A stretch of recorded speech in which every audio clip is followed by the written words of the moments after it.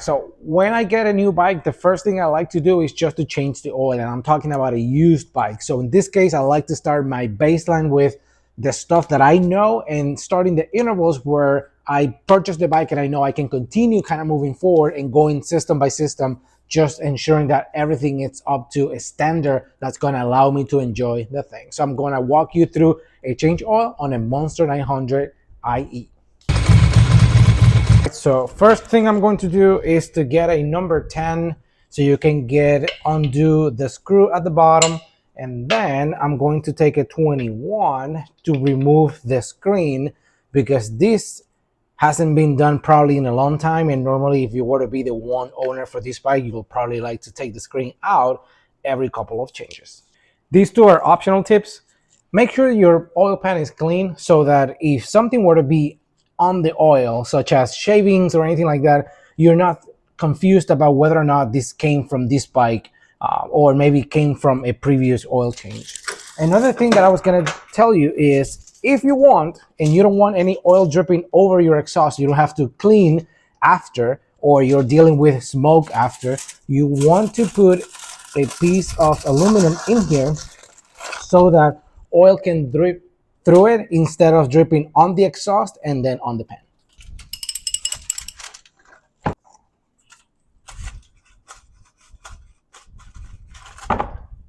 Look at all the crud that's in there, like shavings and like stuff that's in that thing, man. Guys, changing the oil is so easy and good for the engine just to have a long life. People love to skip this test, and it's so easy. Okay, so now you'll see more oil dripping from this. Okay, so you see all that crud. There's like some pieces of like metal. This is a 25-year-old bike, so I'm not super concerned, but I'm going to keep an eye. I just don't know for how long this oil's been there, so hence why I'm not going to get super concerned about it right away, because I had a few other Ducatis such as 748 Ducatis where they have flaky like rockers and stuff like that. So I'm not going to be concerned, but there is definitely some metal shaving. So I have no idea. So what I'm going to do is just to change the oil today, and I'm going to go ahead and run it for maybe a few hundred miles and then just like dump the oil again and see how everything is kind of behaving before I go crazy thinking that I have a problem with my engine. I'm going to clean the screen. If you have anything embedded in the material, you can also dump it in like gasoline or something like that, or maybe a solution like that, and you can just kind of tap it internally, and that just kind of help you like loosen everything that's in here, which I think I'm gonna do now. The filter now clean. I'm going to use a shop towel just to kind of clean the area, ensure there's like good contact with the gasket or washer that goes in front of it. And this is clean now, so I'm just gonna thread it back into place. We'll torque it later. So removing this with a 5, and the reason why I wanted to do it, not sure if that was clear to you, it's because there's a crevice, I guess a hole in here, which oil and other debris can probably sit in. So I want to remove it so that I can clean it out. And maybe I'll even remove this again, run a little bit of or like cleaner, maybe even oil, so it kind of dumps everything into my oil pan. Yeah, collected in the well, but there's nothing right now, so you just trust that's the way it was. And now I'm gonna take this side, clean side of the rag, and then just run it through here, and just like oil, nothing in here. Maybe I'll make it a bunch like this and clean it up a little bit. And let's put it back.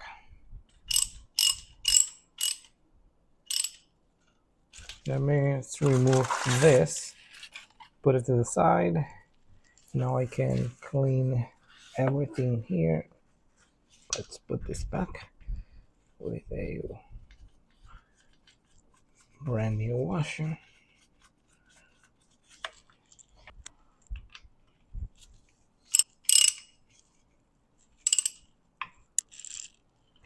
That's enough.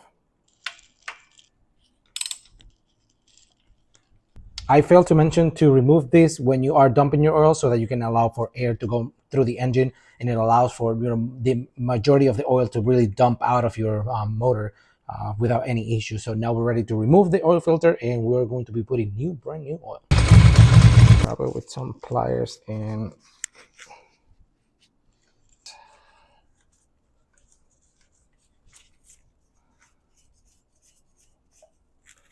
oh, I didn't put the foil paper. I forgot that I was gonna hit it on that side.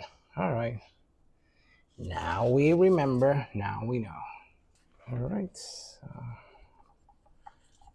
Let's get this guy out of here.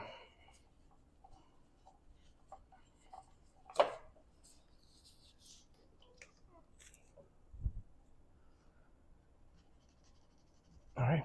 And since the oil was like so dirty, I'm gonna go ahead and leave it like that, dripping as long as I can.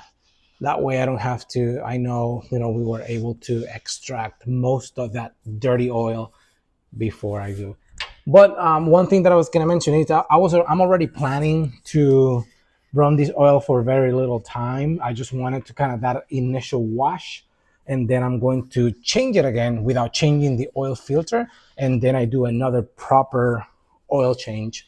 And that's not necessary for every engine, but this one, given the fact that this previous owner didn't took a lot of care of this bike, I wanted to make sure that I can really be happy with the way it is.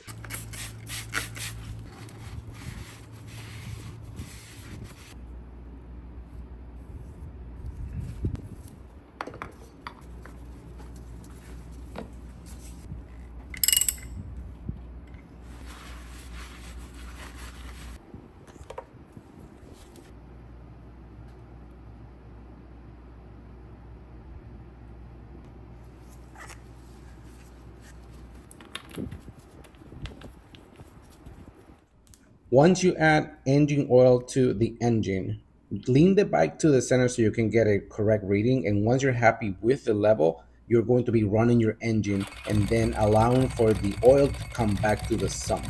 You're going to repeat the process and lean the bike to the center so you can get the correct reading. And keep adding oil once you get to that second level line on the glass. And once you're happy that you have run your engine a couple times and you see that you're getting a consistent reading, you are done. Thank you so much for watching. After you saw what I did, I had to actually put a little bit more because of oil, because every time I will turn the bike on, oil will be flowing through the bike. So after I waited for another 3 minutes, I put the bike on the center and I check the glass, and it tells you and reveals, the new real, I guess, level. So I don't want to go past that second line, but I want to stay close to it. So I just added a little bit more. I repeated the process a couple times, and then I was happy with my level, and bike is good. And I feel like this bike is actually telling me thank you for doing this and for not neglecting my engine. So anyhow, hopefully this helps. If you have any other questions, otherwise, leave me a comment if you have anything else that you'd like to tell me, or any other things that you want to share with me about your experiences changing oil on this type of bike. So thank you so much for watching, and until the next one.